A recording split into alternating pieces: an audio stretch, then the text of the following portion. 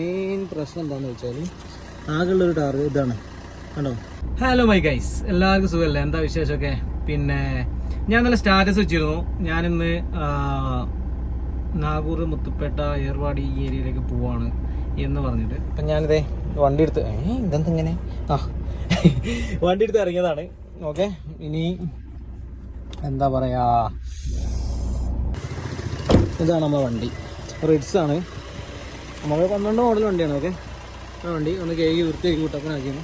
ഒരു 3-4 ആൾക്കാർ കയറാറുണ്ട്. ഇതിൻ്റെ മെയിൻ പ്രശ്നം എന്താണെന്ന് വെച്ചാൽ ആകെയുള്ളൊരു ടാറ് ഇതാണ് കണ്ടോ.